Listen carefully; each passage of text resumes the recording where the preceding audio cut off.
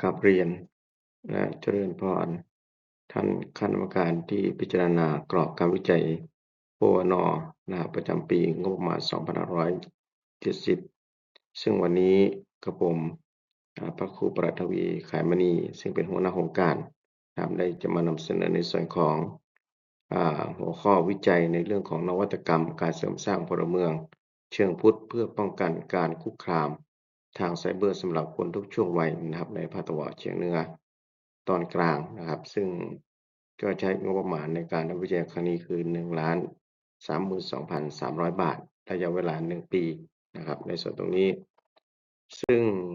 เหตุผลของการทำวิจัยในครั้งนี้ซึ่งผู้วิจัยก็พยายามที่จะเล็งเห็นว่าภาคอีสานมีประชากรเยอะพอสมควรนะครับประมาณ21.1ล้านคนนะครับซึ่งถ้าคิดเป็นเปอร์เซ็นต์ของประเทศแล้วก็คือ34.2%แล้วก็ถ้ามองอีกอย่างหนึ่งก็คือครัวเรือนที่ใช้อินเทอร์เน็ตนะครับในภาคอีสานก็ประมาณ68.3%นะครับซึ่งจากปี2565นะครับซึ่งมีการเพิ่มขึ้นอย่างรวดเร็วนะครับซึ่งนำไปสู่ในส่วนของปัญหาอาชญากรรมไซเบอร์นะครับซึ่งเพิ่มขึ้น247%นะครับในปี2563และปี2565นะครับและมีความเสียหายทางการเงินประมาณ2,847ล้านบาทต่อปีนะครับในส่วนตรงนี้ซึ่งก็เป็นซึ่งในการวิจัยครั้งนี้ผู้วิจัยก็เล็งนะครับเล็งเห็นว่ากลุ่มจังหวัดร้อยแก่นสารสินซึ่งเป็นกลุ่มเครือข่ายในภาคอีสานตอนกลางนะครับมีขอนแก่นมหาสารคามกาฬสินธุ์ร้อยเอ็ดนะครับแล้วก็ซึ่งในพื้นที่ตรงนี้มีประชากรประมาณ5ล้านคนนะครับมีพื้นที่ประมาณ19.6ล้านไร่นะครับโดยประมาณ ซึ่งจุดเด่นของโครงการนี้แล้วผู้วิจัยก็ตั้งคำถามว่าทำไมต้องเป็นพลเมืองเชิงพุทธนะครับซึ่งก็มองถึงว่าจุดแข็งของภาคอีสานนี่ประชาชนนะครับซึ่งนับถือพุทธศาสนามีทั้งหมด 95.7%นะครับแล้วก็มีวัดนะครับที่อยู่ในภาคอีสานนี่18,217แห่งนะครับคิดเป็นเปอร์เซ็นต์ของประเทศก็47.3%นต์นะครับ แล้วก็มีพระสงฆ์นะครับประมาณ185,432รูปนะครับ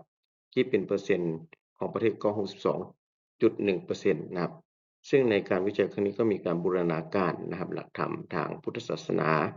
เข้ากับเทคโนโลยีดิจิทัลนะครับแล้วก็มีเรื่องของภูมิปัญญาท้องถิ่น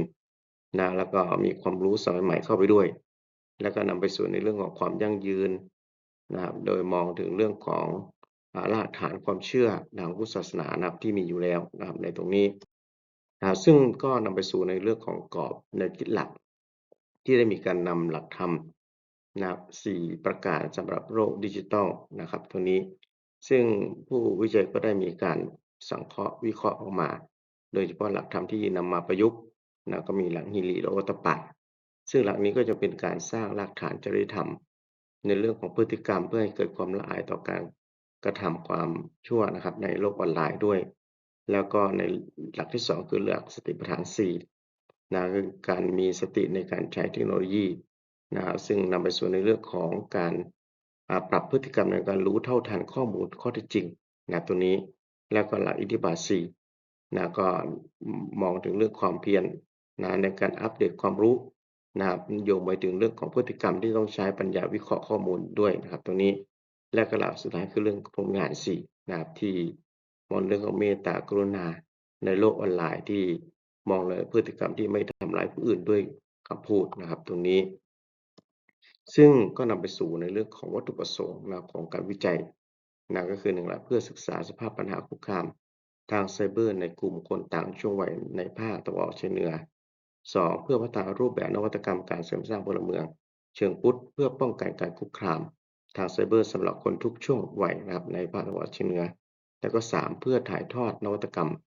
การเสริมสร้างพลเมืองเชิงพุทธเพื่อป้องกันการคุกคามทางไซเบอร์สำหรับคนทุกช่วงวัยในภาคตะวันออกเฉียงเหนือ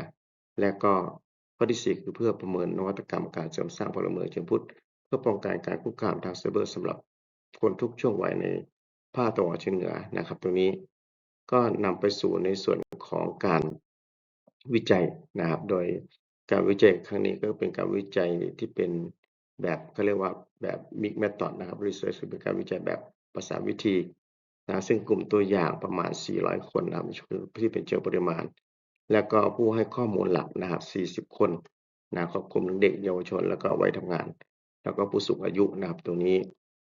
แล้วก็ผลผลิตที่คาดว่าจะได้รับนะครับจากการวิจัยครั้งนี้ก็คือรายงานวิจัยฉบับสมบูรณ์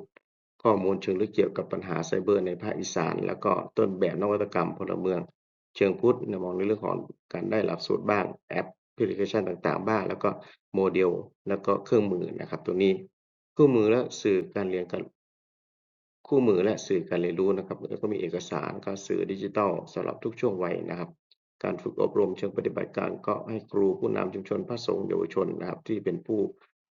เขาเรียกว่าเป็นผู้นำที่จะต้องไปปรับแก้พฤติกรรมเรื่องของการใช้อินเทอร์เน็ตนะครับตัวนี้แล้วก็เครือข่ายพลเมืองเชิงพุทธก็มองในเรื่องของกลไกในการขับเคลื่อนอย่างต่อเนื่องนะครับตรงนี้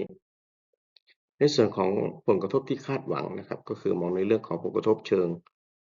วิชาการนะครับก็มีได้บทความวิชาการระดับนานาชาติ1บทความองค์ความรู้ใหม่การบูรณาการพุทธธรรมดิจิทัลเข้าไปด้วยกันนะครับส่วนผลกระทบเชิงสังคมสร้างภูมิคุ้มกันทางจิตใจนะครับลดการตกเป็นเหยื่อลดของเรื่องของ Cyber Bullying และก็ในเรื่องของ Hate Speech นะครับชุมชนเข้มแข็งมีการเฝ้าระวังร่วมกันนะครับเป็นแบบจำลองสลับพื้นที่อื่นนะครับตรงนี้แล้วก็ประการต่อมาคือผลกระทบเชิงนโยบายข้อมูลนโยบายเกี่ยวกับ Cyber Security แล้วก็สอดคล้องกับแนวคิดของ SDG นะครับเป้าหมายที่4 8 9 16สนับสนุนเรื่องของ Digital Thailand ด้วยนะครับส่วนนี้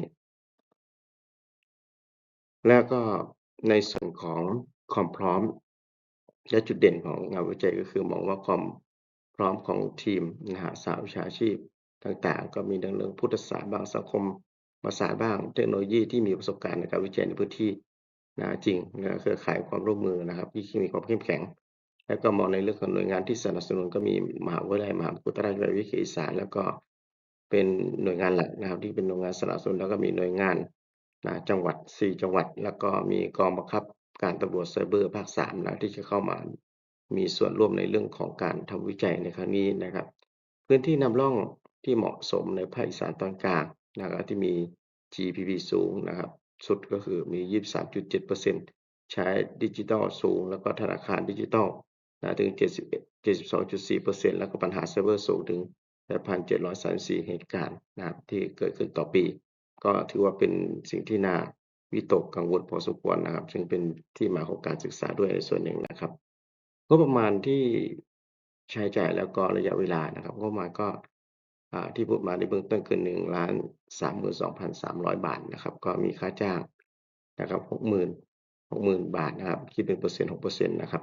ค่าวัสดุ40,000บาทก็